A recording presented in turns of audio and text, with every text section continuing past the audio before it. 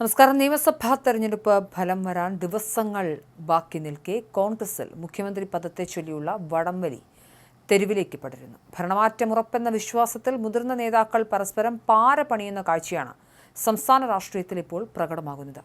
Group സമവാക്യങ്ങൾക്കപ്പുറം MLA-മാരെ സ്വന്തം പാളയത്തിലെത്തിക്കാനുള്ള ചാക്കിട്ടുപിടുത്തം അണിയറയിൽ സജീവമായി കഴിഞ്ഞു. സംസ്ഥാനത്തെ രാഷ്ട്രീയ സാഹചര്യത്തിൽ മുസ്ലിം ലീഗിന്റെ നിലപാട് നിർണായകമാണെന്ന തിരിച്ചറിവ് എ ഗ്രൂപ്പിനും ഐ ഗ്രൂപ്പിനും സതീശൻ പക്ഷത്തിനുമുണ്ട്.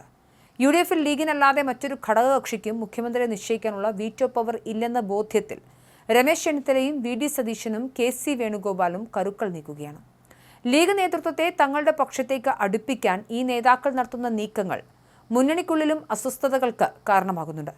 മുഖ്യമന്ത്രി മോഹം തലയ്ക്ക് പിടിച്ചതോടെ നേതാക്കളുടെ പ്രതിച്ഛായ വർദ്ധിപ്പിക്കാൻ PR ഏജൻസികൾ നടത്തുന്ന ഇടപെടലുകൾ വ്യക്തി അധിക്ഷേപത്തിലേക്കും വഴിമാറി. കൊച്ചിയിൽ VD സതീശനെതിരെ ഉയർന്ന ഫ്ലെക്സ് ബോർഡുകൾ ഇതിന്റെ ഒടുവിലത്തെ ഉദാഹരണമാണ്.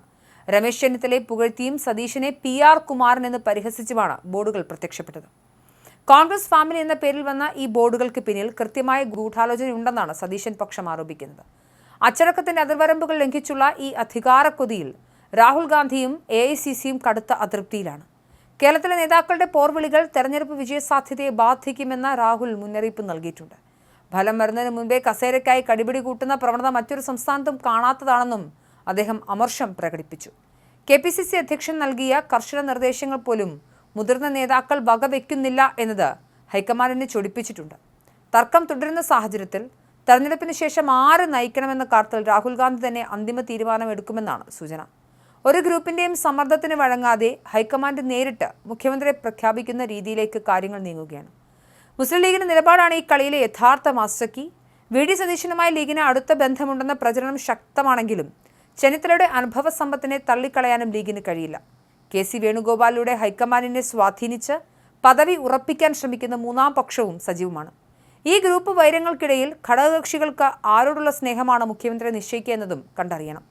PR വർക്കിലൂടെയുള്ള പ്രതിച്ഛായ നിർമ്മാണം പാർട്ടിക്കുള്ളിൽ വലിയ ഭിന്നതയാണ് സൃഷ്ടിച്ചിരിക്കുന്നത്.